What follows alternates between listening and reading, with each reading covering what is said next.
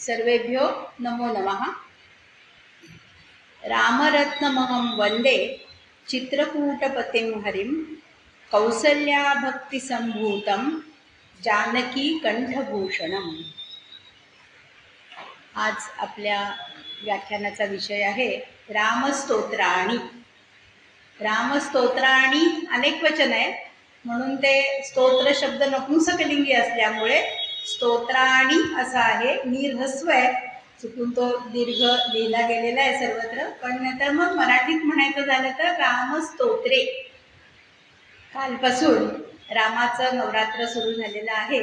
घरोघरी रामायण वाचन वेगवेगळ्या प्रकारचं होत असतं, म्हणून आजच्या आपल्या व्याख्यानाचा विषय सुद्धा रामविषयक असावा आणि आपण विविध स्तोत्रे हा विषय घेत असल्यामुळे त्यालाच अनुलक्षून म्हणून रामस्तोत्रे असा हा व्याख्यानाचा विषय आहे।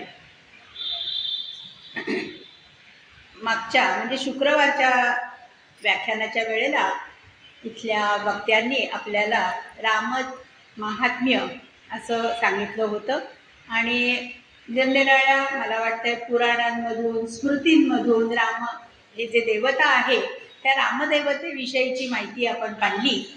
तर हे जे रामदैवत आहे हे रामदैवत म्हणजे श्रीरामांना साधारण म्हणजे साक्षात धर्म, रामो विग्रहवान धर्म असं याचं वर्णन केलं जातं। विग्रह म्हणजे शरीर, म्हणजे धर्म हा जर शरीर रूपाने अवतरला तर तो कसा असेल, तर तो रामचंद्रांच्या व्यतिरिक्त म्हणजे त्याहून वेगळा असा असणार नाही असं या वाक्याचा अर्थ आहे।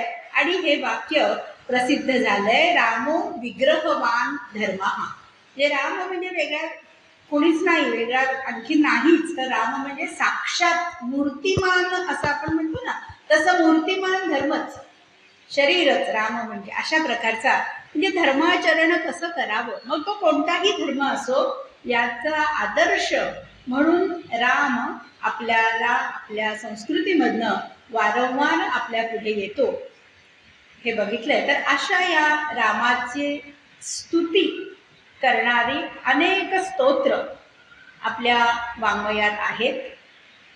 संस्कृत वाङ्मय हे पहिलं आणि आपण प्रामुख्याने ती घेतोय, नंतर मराठीमध्ये घेतलं तरी सुद्धा अनेक अख्या रामदास स्वामींचं बघितलं तर रामवर्णन रामचरित मानसगान हेही हिंदी आहे, मराठी आहे, पण त्या प्रादेशिक भाषा न घेता काहीच या आपल्या वेळेच्या मर्यादेमध्ये महत्वाची स्तोत्र आपण बघणार आहोत। स्तोत्र म्हणजे त्याचं स्वरूप जे असतं ते आपल्या जी आराध्य देवता त्याची स्तुती आणि त्याचे निरनिराळी कार्य अवतार कार्य असतील तर त्या कार्यांची महती, त्याचं महत्त्व, अवतार कार्याचं महत्त्व, त्याचं शारीरिक वर्णन असेलही पण त्याच्यातही सौंदर्य, त्याचं कर्तव्य याविषयीची स्तुती आणि भक्ताला त्याच्याबद्दल वाटणारी आपुलकी असं स्तोत्रातून प्रकट झालेलं असतं।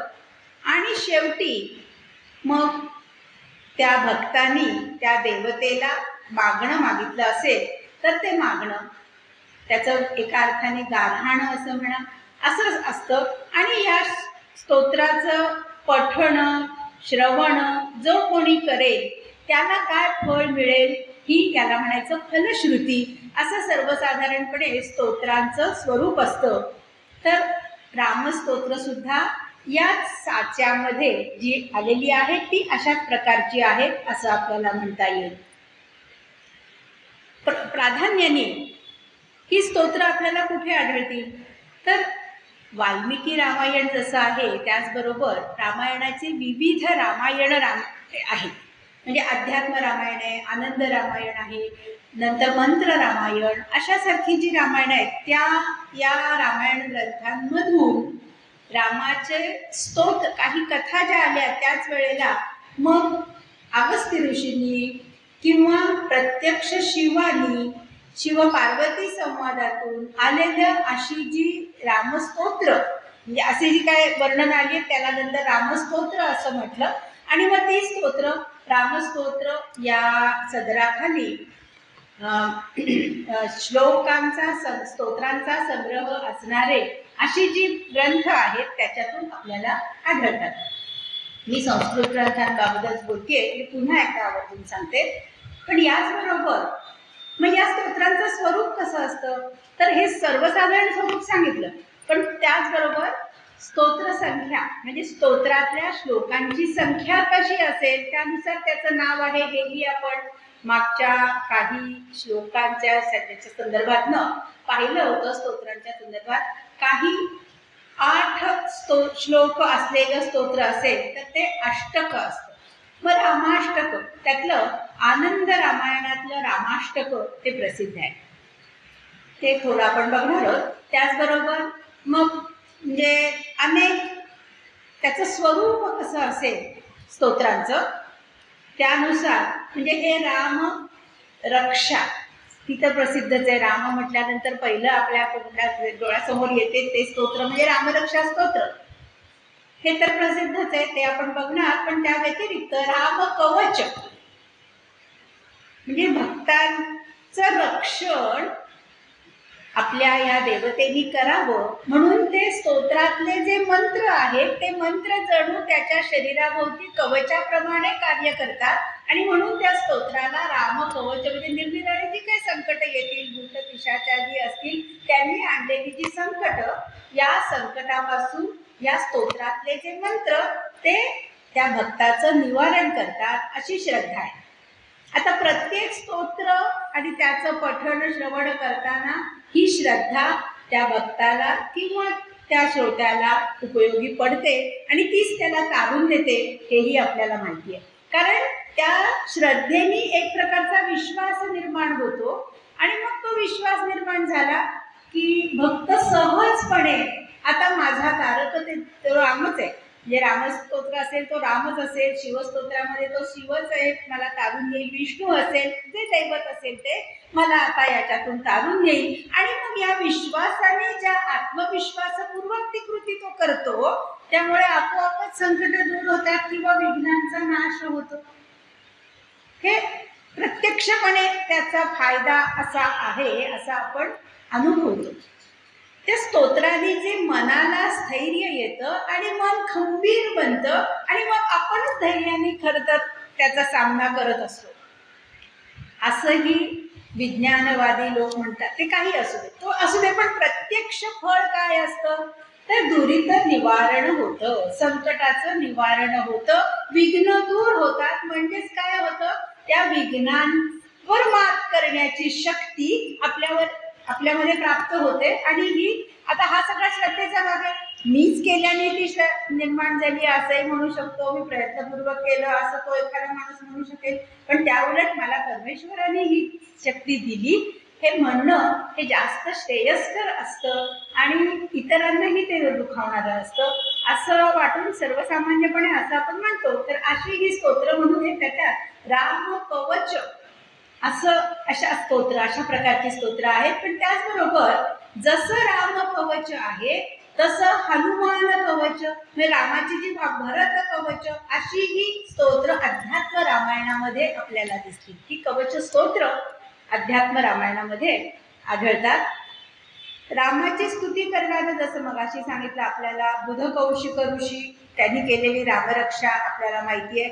आणि त्याचं रामरक्षेतलं जे स्वरूप आहे ते आपण बघूया नंतर. पण तसंच अगस्त्य ऋषी अगस्त्य संहितामध्ये सुद्धा रामाच्या बद्दलचं स्तुती करणारं असं ते स्तोत्र आलेलं आहे. शिवानी केलेली प्रत्यक्ष स्तुती रामाची हेही या रामायणामधनं आपल्याला दिसते. अन्य ग्रंथांमधून स्तुती अशी आलेली जी रामस्तोत्र आहेत ही काही संकलित केली आहेत, त्याबद्दल आपण आता विचार करूया. त्यापैकी बरेचशी म्हणजे शिववाच अशीच सुरुवात त्याची होऊ शकते. आणि आपल्याला माहिती आहे शंकराचाच एक अंश म्हणजे हनुमानाचा अवतार आहे. त्यामुळे राम आणि शंकर यांचं जे नातं आहे हे एकमेकांशी भक्त आणि ईश्वर असं असलं तरी ते शेवटी आपण राम हा जीव आणि तो शिव, जीवाशिवाचं ऐक्य स्वरूपच हे आहे असं मानलं तर ते वावगं ठरणार नाही. नेहमी पहिल्यांदा प्रथम आपण एक बघूया, जे तुम्ही कदाचित आकाशवाणीवर सुद्धा ऐकलेलं असेल, प्रातस्मरण स्तोत्र रामाचं. आणि हे पंचक आहे. तसं ते प्रातस्मरामी रघुनाथ मुखारविंद मंदस्मितम मधुर भाषी विशाल भालम. अशा त्या रामाचं सकाळी मी स्मरण करतो. हा कसा आहे राम?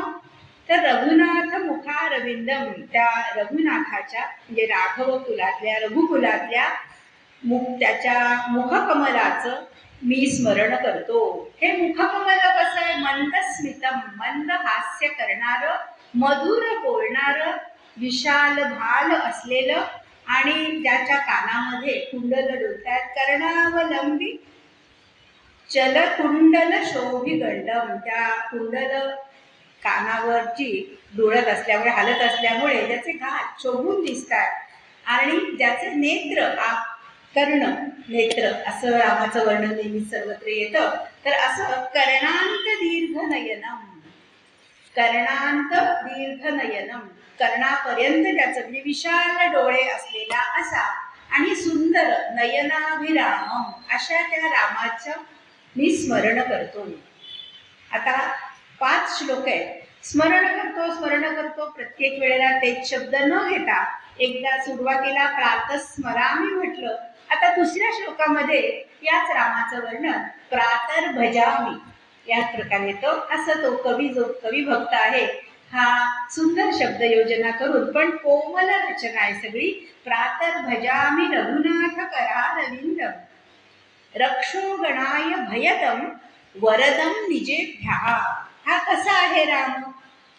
हे राम कर, त्याचं हात, आता म्हणजे हस्तकमल, करारविंदम रक्षो गणाय भयदम, त्याचे हात म्हणजे साधारण शस्त्र धरणं हे हाताचं कर्तव्य काम आहे, त्यामुळे इथे हाताचं वर्णन आहे. हे हात कसे आहेत रामाचे? सबंध राक्षस गणांना भय देणारे, भयदम, रक्षो गणाय भयदम, आणि वरदम निजेभ्या, त्याचप्रमाणे स्वतः निज आप्त भक्त यांच्या बाबतीत मात्र जे हात नेहमीच वरद आहे, वरदायी, वर देणारे असे आहेत. आणि यदराज, संपूर्ण करांचं म्हणजे हाताचंच वर्णन असल्यामुळे आता साहजिकच पाणी ग्रहण हाही विषय दुसऱ्या ओळीत आल्या या श्लोकाच्या. यदराज संसदी विभज्य महेश चापम, की ज्या हातांनी, ज्या हस्तकमलांनी राजाच्या सभेमध्ये महेश चापम, चाप म्हणजे धनुष्य, शंकराचं धनुष्य मोडून विभज्य सीता करग्रहण मंगलमाप सद्या, सीतेचं पाणीग्रहण करून मंगलच मिळवलं, ताबडतोब मंगल मिळवलं, म्हणजे विवाह मंगल पार पडलं. असं त्याचे असे जे हात, त्याचं मी भजन करतो, म्हणजे त्यालाच मी भजतो, त्याची मी पूजा करतो. प्रातर नमामी, आता हात झाल्यानंतर पाय. प्रातर नमामी रघुनाथ पदारविंदम पद्मांकुशादी शुभरेखी सुखावहम मे, असे ते त्याचे पदकमल, की ज्याच्या पदकमलावर पद्म, अंकुश इत्यादी सुखावह असलेलं, योगींद्र मानस मधु व्रतसेव्यमानम शापापहम सपदी गौतम धर्मपत्न्या. त्या चरण कमलांचा स्पर्श झाल्यामुळे अहल्येचा उद्धार झाला, ही गोष्ट आपल्याला माहिती आहे. मग तेच असे ते चरण कमल, की ज्यामुळे गौतम धर्मपत्नी म्हणजे अहल्या, गौतमाची पत्नी, तिचा उद्धार झाला. आणि म्हणून शाप मिळालेल्या, शापापहम, शाप दूर करणारा, शापा अपह म्हणजे नाश करणारा, शापाचा नाश करणारा, ताबडतोब नाश करणाऱ्या अशा त्या चरण कमलाचं मी नमन करतो. म्हणजे पहिल्यांदा मुख झालं, मग कर झाले, आता पद, नंतर वाणी. प्रातर वदामी वचसा रघुनाथ नाम, मी वाणीनी सकाळी या रघुनाथाचं नाव प्रातर वदामी, ती कसं आहे हे नाव रामाचं? वाग्दोष हारी सकलम शमलम करोती, वाणीचा दोष दूर करणार आणि सकलम शमलम करोती, सर्वत्र कल्याणप्रद असणार, मन नाश करून स्वच्छ करणारी अशी ती यत पार्वती स्वपतीना सहभोक्तु कामा प्रीत्या सहस्र हरिनाम समंजताप. असं ते रामाचं नाव की जे नाव पार्वती, यत पार्वती स्वपतीना सह, पार्वतीनी आपल्या पती बरोबर म्हणजे शंकर आणि पार्वती यांनी दोघांनी राम सहस्र नामाचा जप केला, असं ते नाव मी सकाळी त्याचं उच्चारण करतो. प्रातर्वदामी, माझ्या वाणीने त्या रामनामाचं उच्चारण करतो की ज्याचं सहस्रनाम पार्वतीने आपल्या पतीसह म्हणजे शंकरासह घेतलं, तेच नाव जे वाणीचा दोष दूर करील त्याचं मी वदन म्हणजे त्याचे मी नाम घेतो. वाणी झाली. आता नंतर श्रवण. प्रातश्रये श्रुतिनुतां रघुनाथ मूर्तीं नीलांबुजोत्पल सितेतर रत्न नीला आमुक्त मौक्तिक विशेष विभूषणाढ्या घेयां समस्त मुनिभिर जनमुक्ती हेतुम. समस्त मुनिभी, सर्व मुनींनी आपल्याला मुक्ती मिळावी ह्या कारणाने ज्या रामाचं रघुनाथ मूर्ती, ज्या रामाची मूर्ती पाहिली तीच त्या मूर्तीचा मी आश्रय घेतो. श्रये, अहम श्रये, आश्रय शब्द माहितीये तुम्हाला, त्यातला आ फक्त काढून टाकला, अर्थ तोच राहिला, त्याचा मी आश्रय घेतो. ही जी मूर्ती आहे ही श्रुतींमध्ये ज्याचं वर्णन केलंय अशी, ती कशी आहे तर रामाचं वर्णन सावळा ग रामचंद्र असं आहे. म्हणून इथे त्याचं वर्णन संस्कृतमध्ये नीलांबुजोत्पल, नील याचा अर्थ कृष्ण, सावळा याचा अर्थ घ्यायचा आणि म्हणून सुनील याचा अर्थ चांगल्या प्रकारे सावळा असलेला, म्हणजे विनोदाने नाही म्हणत मी, खरंच अतिशय कृष्ण म्हणून तो आहे या अर्थाने. नीलांबुजोत्पल, उत्पल म्हणजे कमल, आणि ते कसं आहे परत सीतेतर, सीत म्हणजे शुभ्र, सीतेतर म्हणजे पुन्हा कृष्णवर्ण असा असलेला, त्याप्रमाणे सीतेतर रत्न नीला, त्या कृष्ण रत्न असं जे आहे त्याप्रमाणे असलेल्या अशा या सावळ्या रामाच्या मूर्तीचा मी आश्रय घेतो की जे अनेक मौक्तिकांनी विशेष विभूषणाढ्या, अनेक मौक्तिक, ती कशी आमुक्त मौक्तिक विशेष विभूषणाढ्या, ती मूर्ती अनेक अलंकारांनी विनटलेली आहे अशा त्या मूर्तीचा, आणि त्याचं मी ध्येय जी सगळ्या मुनींनी त्याचं ध्यान केलंय अशा मूर्तीचा मी आश्रय घेतो, म्हणजे त्या मूर्तीचं मी ध्यान करतो. वाणीनी मी ते नाम घेतो, मूर्तीचं ध्यान करतो. त्याच्या आधी मग मुख, हात आणि पाय असे हे 5 श्लोक आहेत. ह्याच्यात रामाचं वर्णन झालं कारण हे प्रातस्मरण आहे. सकाळी अशा प्रकारे पुढे वैखरी राम आधी वदावा तसं आहे तसं याचं नाम घेऊन मग हे जे त्याची फलश्रुती शेवटच्या श्लोकात सांगितली आहे. यश्लोक पंचकमिदम, हे श्लोक 5 पढतः पठे, जो कोणी सकाळी वाचतो, पठेतु नित्यं प्रभात समये पुरुषः प्रबुद्धः. यश्लोक पंचमिदम प्रयतः पठेतु नित्यं प्रभात समये पुरुषः प्रबुद्धः. श्रीराम किंकर जनेषु सएव मुख्यः भूत्वा प्रयासी हरिलोकमनन्य लभ्यम. याला हरिलोकाची प्राप्ती होते की जे दुसऱ्या कोणालाही मिळणार नाही. रामनाम किंवा या रामाचं जे कोणी हे 5 श्लोक जे वाचेल उठून, सकाळी उठून नेहमी नित्य प्रभात समये सकाळच्या वेळेला वाचेल त्याला उत्तम स्थान मिळेल. श्रीराम कंकर जनेषु, श्रीरामाचे सेवक जे आहेत त्यांच्यामध्ये तो मुख्य बनेल, म्हणजे श्रीरामाचा तो प्रधान सेवक बनेल. रामदास होण्यातच रामभक्तांना अगदी खूप आपलं परमभाग्य आहे असं वाटतं. तसंच म्हणून राम किंकर जनेषु सएव मुख्या भूत्वा प्रयासी, तो मुख्यच बनतो आणि मग त्याला हरिलोकाशिवाय अन्य कोणताच लोक प्राप्त होत नाही, असं हे प्रातस्मरणाचं रामस्तोत्र आहे.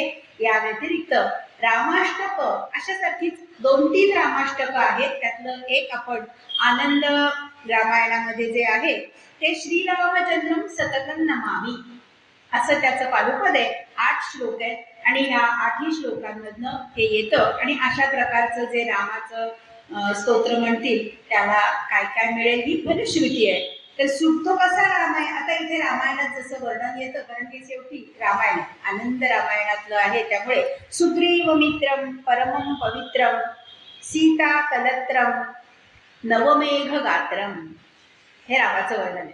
सुग्रीवाचा मित्र, अतिशय पवित्र असा सीतेचा पती, आणि नवमेघ गात्रम नवीन मेघ त्याचा रंगाचं ज्याचं शरीर आहे, म्हणजे पुन्हा इथे सावळा रंग आहे, म्हणजे त्या सावळ्या रंगाचा जो ताजेपणा आहे, फ्रेशनेस आपण ज्याला म्हणतो तो नवमेघ या शब्दाने दाखवला.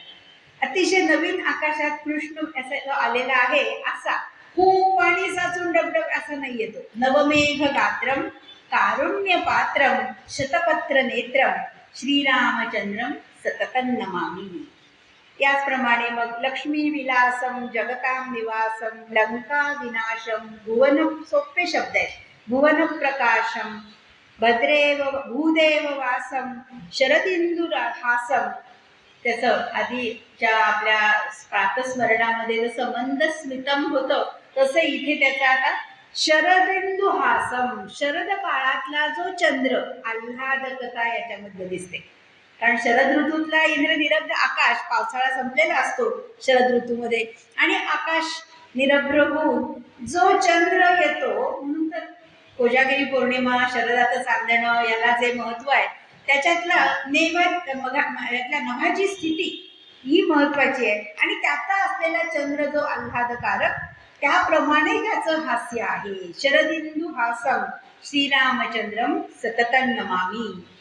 पुन्हा धर्मावतारम असंही या स्तोत्रामध्ये आलंय. सर्व स्तोत्र आपल्याला नाही घेता येणार, सगळ्याचा आढावा घेतोय.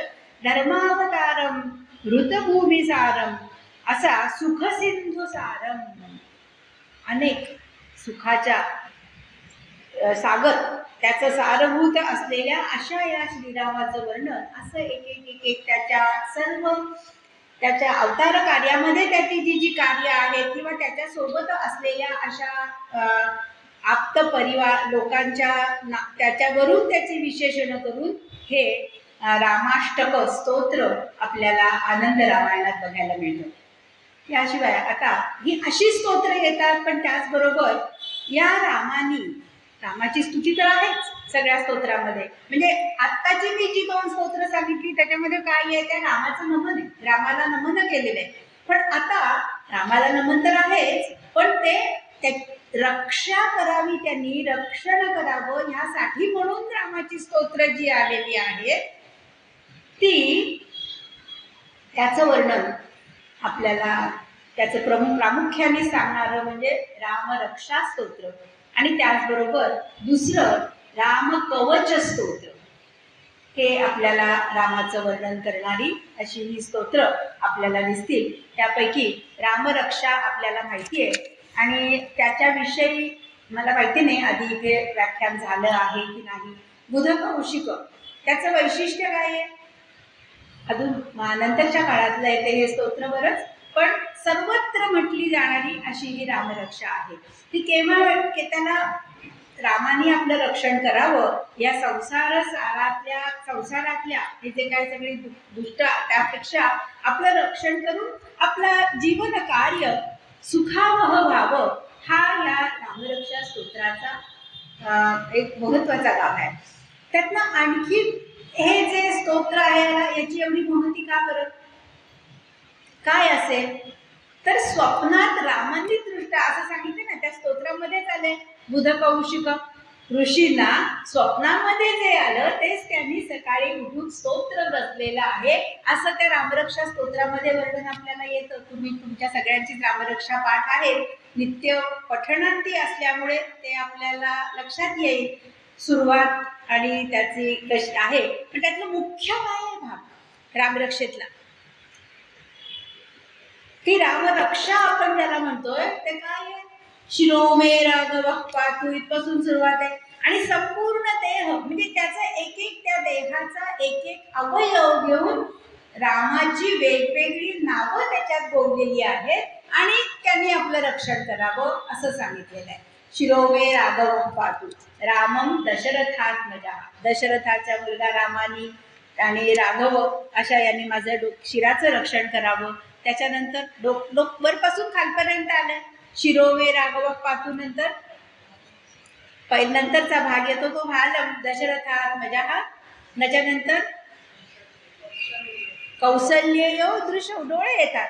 मग डोळे येतात अशा प्रकार सगळं माहिती आहे तुम्हाला. तर ते जे आहे या राम ही जे म्हणजे शेवटी पातुरामो खिलम वपुहू असं सांगितलंय.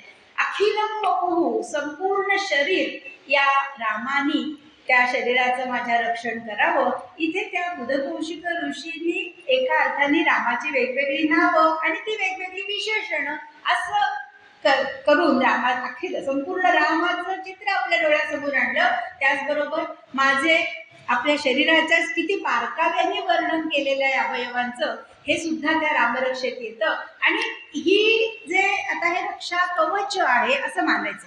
मग हे रक्षा कवच आहे तर ते कसं असावं म्हणून त्याचं नाव त्यांनी दिलंय वज्रपंजर नाम इदम.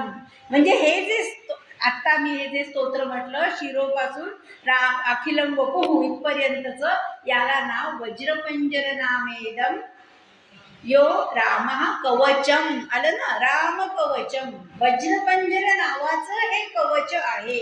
आता वज्राची महती तुम्हाला माहिती आहे. वज्र हे शस्त्र अमोघ शस्त्र इंद्राचं आहे. वेदामध्ये दधीची ऋषींनी आपल्या हाडापासून म्हणजे हाडं दान दिली आणि मग इंद्राने ते शस्त्र तयार केले ते वज्र. त्याच्यातून त्यांनी वृत्र या असुराचा वध केलेला आहे.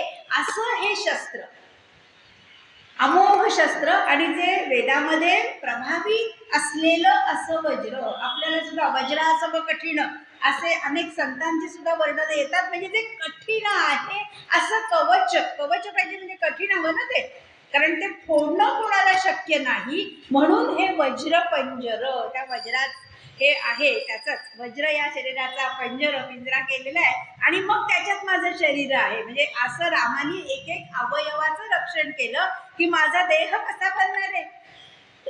इतका तो कठीण होऊन जाईल की साक्षात तो वज्रपंजर असेल आणि मग मला कशाची बाधा होणार आहे असं. म्हणजे त्यातला मुख्य जो भाग आहे रामरक्षेचा हे श्लोक आहे.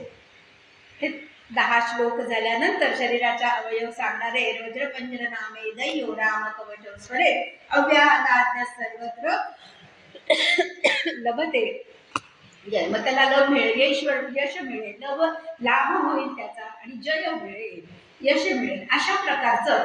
मग पुढे जे येत आहे हे त्या रामाचं स्तवन आहे. तुम्ही बघा त्या स्तोत्रामध्ये मग काय आहे. श्रीरामचंद्राला मी मनसा स्मरामी वचसा गृणामी शिरसा नमामी हे सगळं ते. कारण त्यांनी जर एक वज्र म्हणून माझं रक्षण करायचं असेल तर त्याची स्तुती करणं हे त्याच्यात ओघानेच येत आहे. आणि म्हणून पुढचा भाग हा सगळा त्या स्तुतीचा आहे. रामरक्षा समजायला अतिशय सोपी आहे म्हणून मी सलग सगळी घेत नाहीये. त्यातला महत्वाचा भाग आणि वज्रपंजर नामेदम हे सांगितलं. आणि बुधकौशिक ऋषी जो आहे त्या बुधकौशिक ऋषींनी हे स्तोत्र तयार केलेलं आहे असं. मग पुढे जे येते ते फलश्रुती येते. जे हे जो कोण वाचेल त्याचं काय काय होईल. पठेल नित्यम तो साक्षात त्याला त्याच्या संकटांपासून तर रक्षण होईलच. श्रीराम म्हणजे पुन्हा त्या रामाचं वर्णन आणखीन एक कसं आहे. राम लक्ष्मण त्यांनी आपलं रक्षण करावं यासाठीचा महत्वाचा श्लोक आत्तसज्ज दृशा शुश्रूषा वक्षया शुगनसंग संगिनो रक्षणाय मम राम ते आहे ना. रक्षणाय मम राम लक्ष्मणा वग्रत म्हणजे काय. राम लक्ष्मण मम रक्षणाय अग्रतः कधी गम्यता म्हणजे माझ्या वाटेत माझ्या रस्त्यात नेहमीच ते पुढे असावेत माझं रक्षण करण्यासाठी. नुसतंच माझं एक असं नाही तर नेहमीच. मग ते म्हणून मग कसे आहेत राम आधी वर्णन केले. शरण्यम सर्व सर्वा श्रेष्ठो धर्मदूत नाम, शरण्यो सर्व सत्वानाम श्रेष्ठो सर्व धनुष्मता, धनुधारी सगळ्यांमध्ये श्रेष्ठ असलेले असे हे राम लक्ष्मण माझ्या रस्त्यावर माझ्या वाटेवर माझ्या रक्षणासाठी सदैव पुढे असावे.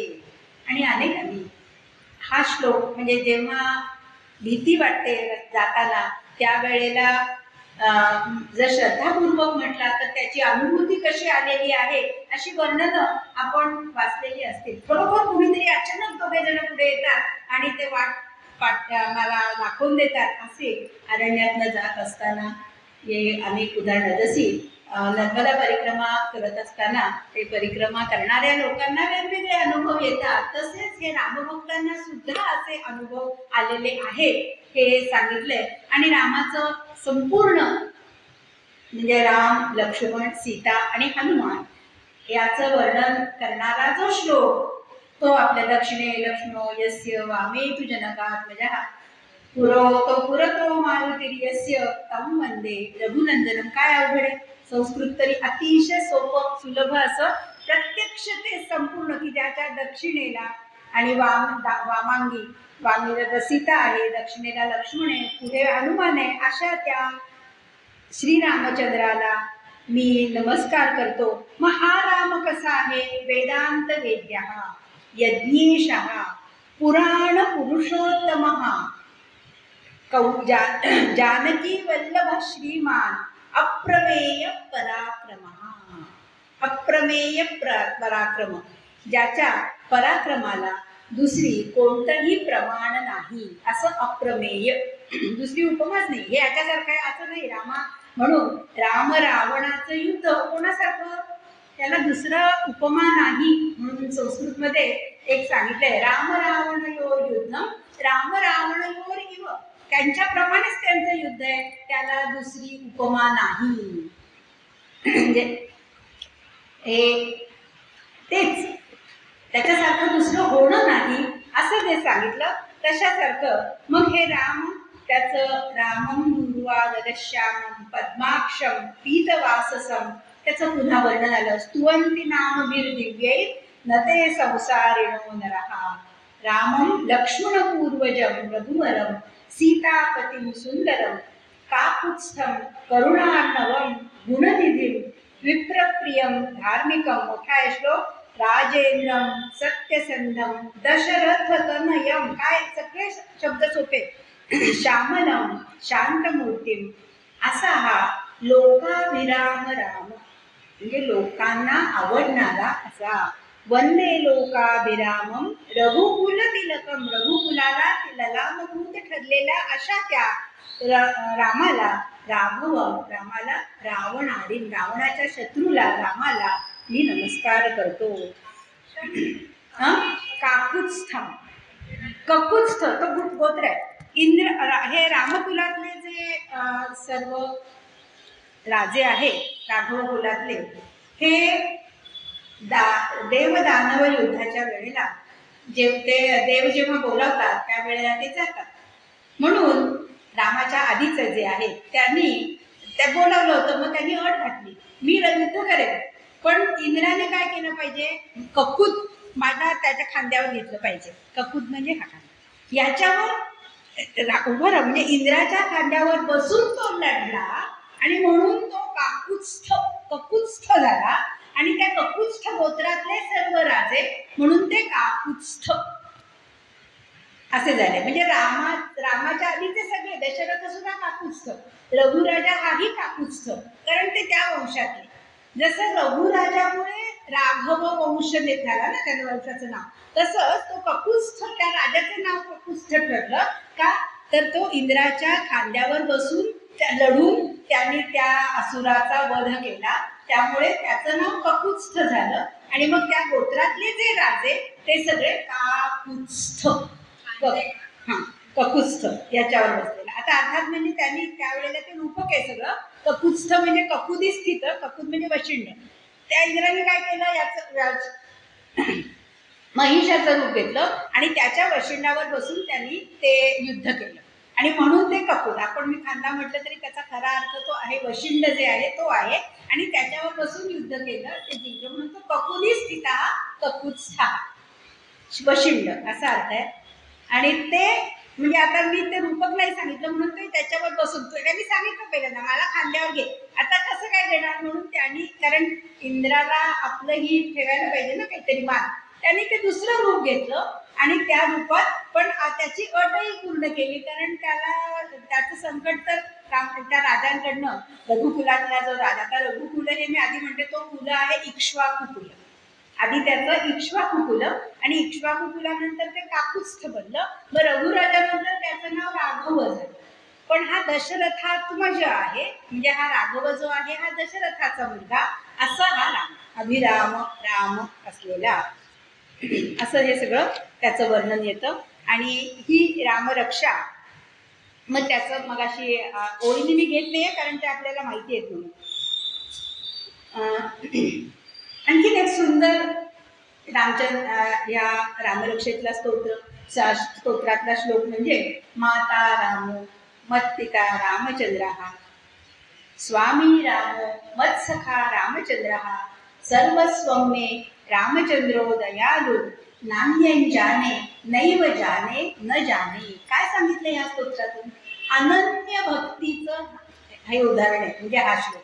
अरे बाबा मला तुझ्याशिवाय कोणी नाही, त्वमेव माता पिता त्वमेव त्वमेव बंधू, हा जो आहे तेच इथे फक्त रामच माझा आहे. माता राम, पिता राम, स्वामी राम आणि सखा पण रामच आहे आणि सर्वस्व माझं रामच आहे. म्हणजे इथे ती अनन्य भक्ती दिसते.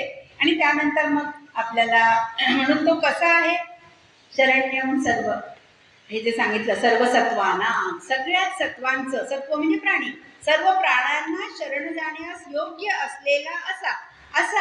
आणि मग नंतर जो शेवटचा श्लोक येतो, मग आपदाम अपहर्तारम दातारम, हेही सगळ्यांना माहिती आहे, सुखसंपदाम. पण मग पूजंतम राम रामेती मधुरम मधुराक्षरम आरुह्य कविता शाखा वंदे वाल्मिकी कोकिलम. इथे रामायण कर्त्या वाल्मिकीला वंदन केलेलं आहे. म्हणजे रामच आहे जसं महत्वाचा आहे, तसा ज्या रामाची महती गाणारे महाकाव्यातून ते वाल्मिकी आदी कवी, त्याचंही वंदन करायला बुधकौशिक ऋषी विसरलेले नाहीये. म्हणून सर्व रामाचं वर्णन झाल्यानंतर त्याचंही त्यांनी वर्णन केले, रामदूताचं वर्णन केलेलं आहे मनोजवम.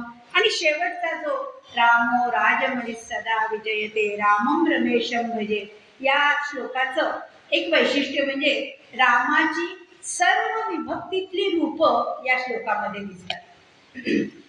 संस्कृतमध्ये प्रथमा विभक्तीपासून संबोधनापर्यंत म्हणजे प्रथमा द्वितीया तृतीया चतुर्थी ही सगळी रूप, आणि मग त्याच्यामध्ये एक म्हणजे आठवीला सगळी जेव्हा अकारांत पुल्लिंगी शब्द शिकवायचा असतो आणि त्यातली रूप मुलांना जर सांगायची असतील तर त्याच्यासाठी हा श्लोक नेहमी घेतला जातो. कारण पूर्वीच्या काळापर्यंत असं होतं की साधारण 8वीपर्यंत रामरक्षा तर सगळ्यांनाच यायची, सगळ्या मुलांना, त्यामुळे हा श्लोक माहिती असायचा.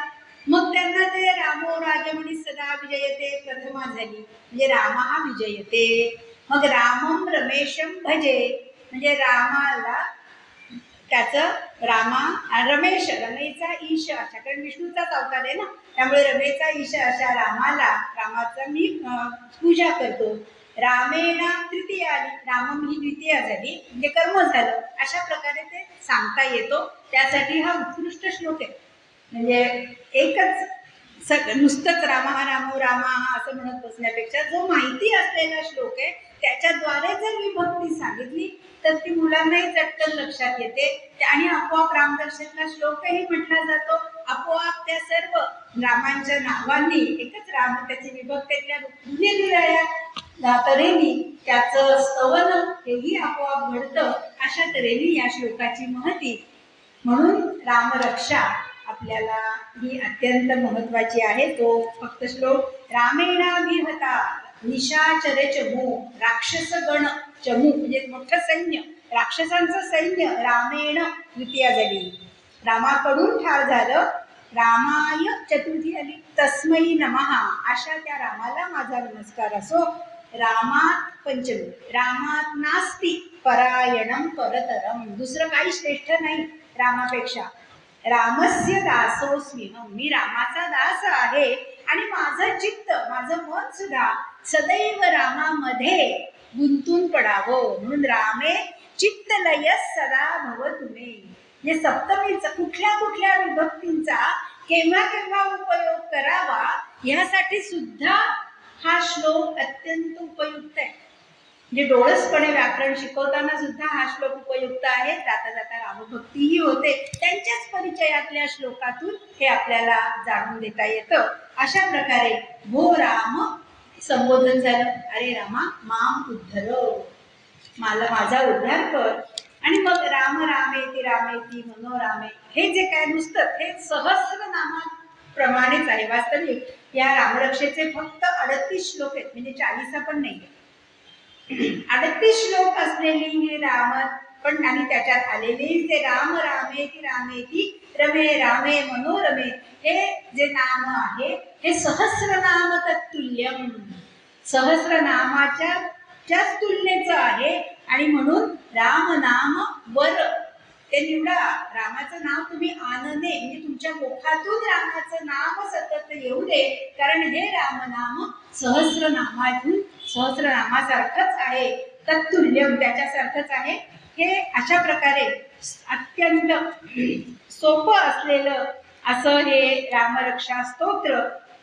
आणि सुरुवातीचा त्याचा ध्यानमंत्र जो आहे तो ध्याये आजानुबाहुं धृतशरधनुं बद्ध पद्मासनस्थं पीतं वासो वसानं नवकमलदल स्पर्धी नेत्रं प्रसन्नम. राजीव नेत्र म्हणतात ना रामाचं, तसंच नवकमल, नव दल त्याच्या अशा कमलाप्रमाणे त्याचं नेत्र आहेत असे. वामांकारूढ सीता, त्याच्या वामांगावर सीता आहे. मुखकमल विललोचनं नीलदाभं नानालंकार दीप्तम, अनेक अलंकारांनी प्रज्वलित असलेले काय शोभून दिसणारं असं दधत मुरुजा मंडलम रामचंद्रम, हे संपूर्ण रामाची मूर्ती आपल्या डोळ्यासमोर यावी असं हे रामाचं वर्णन. आणि मग त्याच्यातली आपण पाहिलं हे सगळी ही रामरक्षा, रक्षा आणि सुकृती पण सचिराज सुखी पुत्री, इथे हे त्याचं फलश्रुती आली. म्हणजे दरवेळी आता ती राम वज्रपंजर हे स्तोत्र झाल्यानंतर फलश्रुती आलेली आहे, कारण तिथे ते स्तोत्र खरं अर्थाने रामरक्षा म्हणजे समजी नंतरचं पुन्हा त्याचं स्तोत्र वर्णन आलं आणि म्हणून तिथेच ते आलं. रामेति रामभद्रेति रामचंद्रेति वा स्मरन् नरो न लिप्यते पापे मुक्तिं मुक्तिंच विंदती वगैरे वगैरे. वज्रपंजर रामे नय्यो राम कवचं स्मरे अव्याहताज्ञ सर्वत्र. हे कसं आहे हे आणि त्याची महती कशी सांगितली ती पुढच्या श्लोकामध्ये. आदिष्टवान यथा स्वप्ने रामरक्षा माम हराहा. म्हणजे जे मगाशी मी म्हटलं होतं बरीच स्तोत्र शिवाने सांगितली आहेत असं सांगितलं, त्याचं अप्रत्यक्षपणे ही रामरक्षा जी आहे ही स्वप्नामध्ये बुधकौशिकाला प्रत्यक्ष साक्षात शिवानी सांगितली. आणि मग प्रबुद्ध जागा झाल्यावर या बुधकौशिकाने ही रामरक्षा म्हणजे हे स्तोत्र, हे कुठलं स्तोत्र आहे? वज्रपंजर राम स्तोत्र जे आहे हे रामाचं स्तोत्र शिवानी स्वप्नात सांगितलेलं प्रत्यक्ष या बुधकौशिकाने सगळ्यांसाठी इथे सांगितलं. हा आराम कल्पवृक्षाणाम. अशा प्रकारे हे रामरक्षा स्तोत्र सोपं, म्हणायलाही सुलभ आणि भावगर्भ असलेलं असं असल्यामुळे संपूर्ण म्हणजे ते निर्माण झाल्यापासून सगळ्यांच्याच म्हणजे एकंदर आपण असं म्हणूया आ सेतू हिमाचल सर्वत्र आबालवृद्ध सगळ्यांच्याच तोंडी हे आहे, आजपर्यंत तरी आहे असं आपण म्हणूया. आणि तसंच पुढच्याही पिढीने हे घ्यावं आणि ही रामभक्ती पुढच्याही पिढीत या रामरक्षेच्या मुखात यावी असं आपल्याला वाटतं. या स्तोत्रांपर्यंत शिवाय अशाच प्रकारचं पण थोडं अवघड असलेलं शिवकवच आहे. त्याचबरोबर रामाचे जे बंधू त्यांच्याही नावाची ही अनेक स्तोत्र आपल्याला दिसतील. त्याशिवाय आणखीन एक महत्वाचं म्हणजे स्तोत्रांच्या व्यतिरिक्त जशी आपली भगवद्गीता आहे त्याचप्रमाणे रामगीता सुद्धा आलेली आहे. जे रामायणामधून या अध्यात्म रामायणामध्ये सांगितले, आनंद रामायणामध्ये असे अनेक किंवा पुराणांमधनं उपदेश केला. गीता म्हणजे काय आता? गीता याचा अर्थ श्रीकृष्णाने अर्जुनाला केलेला उपदेश हा त्यातला जो, आणि ते उपनिषद असल्यामुळे त्याला उपनिषद हा शब्द संस्कृतमध्ये स्त्रीलिंगी आहे म्हणून गीता हा स्त्रीलिंगी शब्द आला, गीतम नाही म्हटलं.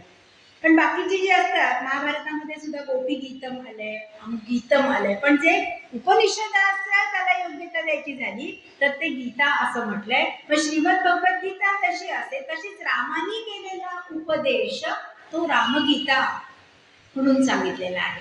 आणि ही रामगीता सुद्धा प्रचलित आहे. तेव्हा तरी यथावकाश तीही आपण घेऊ. त्याचा एक मोठी आहे ती स्तोत्रामध्ये.